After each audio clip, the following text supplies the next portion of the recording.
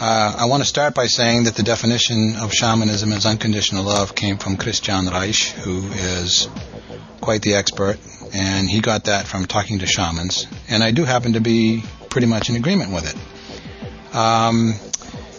When Daniel had mentioned that, he said we had a problem with how we think about shamanism because we're looking for a New Age hero. Well, I don't agree with that at all. I believe that's really a shallow definition, and I think it misses the point completely. I've been studying shamanism for all of my life, very intensely, for 35 years. And I've studied it from every angle and experienced it from every angle I can imagine. And the reason I was drawn to shamanism is because it goes back to the roots. It goes back to the beginning. I was studying shamanism before there was anybody ever even heard of the New Age. So shamanism has its roots in antiquity. It's the world's first religion. Every religion in the world came from it. Shamans were the first priests. They were the first teachers. They were the first performing artists. They were the first visionaries. They were the first healers, the first doctors. This goes back to the beginning. This goes back to cavemen walking out and looking up at the sun and being in awe of creation, which is, I think, quite reinforced by Graham Hancock's wonderful book, Supernatural. I think that doesn't miss the point. That makes the point. So, no, I don't believe that we're looking for a New Age hero and that it's a whitewash. I mean, I suppose some people are, and I suppose maybe a lot of the people that Daniel has come in contact with may have that viewpoint, but that really does miss the point. There was also mention of shamans work with dark energies and light spiritual energies. Well, ultimately, all is energy. From a shamanic perspective, everything is energy, and all is spirit, and spirit is energy.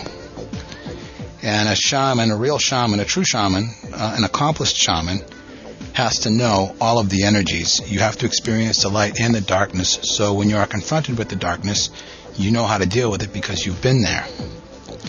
What shamans really are adepts at mastering energy. A true shaman is someone who masters energy. And in mastering energy, they are on a path to power. And the important thing about power is that there is always a price to pay for power. So, yeah, I've had dealings with dark shamans, quote unquote, in the Amazon. Personal, face-to-face. I don't know if I go so far as to call it a bit of a confrontation, but not up front. But here is the thing. If it's a quote-unquote dark shaman, and they're dealing with dark energies and trying to kill people and send poison darts and all of that stuff, they're going to pay. So they're not really fully aware. And people get caught up with a lot of shamans. I've worked with shamans and done medicine work with shamans from primitive tribes. And people go and say, oh, they're the shamans, and they everything they say is right and this and that. And what they don't realize is that these shamans come from a primitive culture. And a lot of their beliefs are still primitive. And a lot of them are superstitious and superstitions. And there's egos and there's petty jealousies. I was very disappointed with some of the petty jealousies that I got caught up in among some of them, which is very disappointing because you would think, oh, there's a shaman, they're supposed to know all. Well, no, that's not the case. There are people who can learn shamanic techniques. They can even learn to do some things and manifest power in particular ways and still not have integrity. So the key to a real true shaman is integrity, because integrity goes hand in hand with power. And if you don't have integrity with power, you are going to pay. Trust me, I've seen it happen. And Lorenzo has seen it happen with someone that we've known who put themselves out as a shaman and they didn't have integrity. Because it's very important. If you're doing true shamanic work, a true shaman, if somebody comes to them, they're exposing themselves. They're being vulnerable with this person. And a true shaman needs to respect that vulnerability and have integrity. And not only respect it, but protect it. When you work with shamans in the Amazon and you work with ones who really know what they're doing, and you create a circle, which is a very powerful shamanic form, you basically create an energetic container where people can work out their demons or their traumas within it in a safe manner, where it won't get hurt and won't get caught up with some crazy, who knows, demonic discarnate entity or whatever the heck, bad dark energy that can come in. You're protected in that way. That is true shamanism. Anyone or anybody who says they are a shaman and they're not in integrity are not a true shaman. I'm sorry, that's the way it goes. And this isn't even a moralistic standpoint, a moralistic view. It has to do with power and integrity. If you're going to handle power, if you're going to have the responsibility of handling the tremendous power that is at our disposal as human beings in becoming cosmic citizens, we better have our shit together, because it will destroy us. It'll take us to places you don't even want to begin to think about. In fact, they're unimaginably dark places. So you have to have the integrity to be responsibility, to handle the responsibility of the power, because we're all becoming creators if we're becoming into awareness. And if you're going to be a creator, you have to be prepared to take responsibility for what you create, which is what most people try to avoid. So there was another comment about Amazonian shamanism being the purest form of shamanism, and I would have to disagree with that also, because shamanism really is truly universal.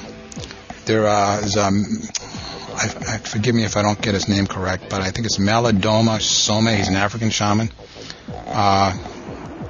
Some really incredible stuff. Black Elk, Frank Fool's Crow, American Indian shamans. You know, there are Inuit shamans in the northwest of the United States. There's Kwakiutl shamans. In every culture, I don't care where you go back to the roots. It's shamanism. People may get upset, but, you know, Buddha was a shaman. Jesus Christ was a shaman.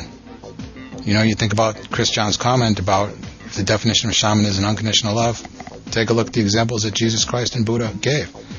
And those are only a couple. I could go on for forever, you know, going on with examples of people who have brought that into place. But the important point, and I want to reiterate this, is that shamanism is about mastering energy. And mastering energy is about cultivating power. But power not for the sake of power. Power for the sake of being responsible to do what is right.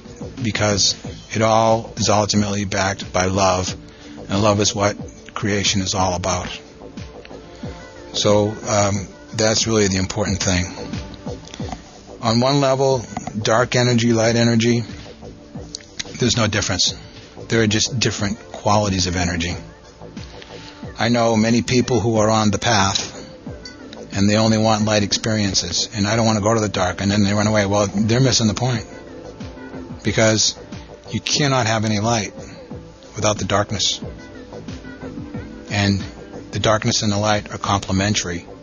And I won't even go so far as to say there are two poles. They're just two ends of a spectrum that goes on infinitely.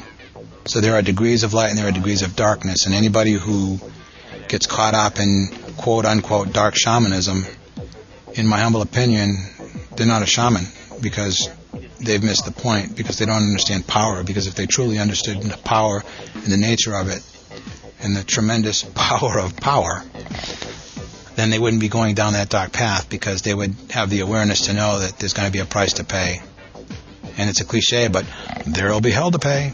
Literally.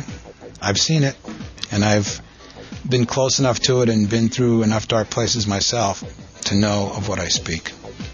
So I'm hoping this really clears up truly what the definition of shamanism is.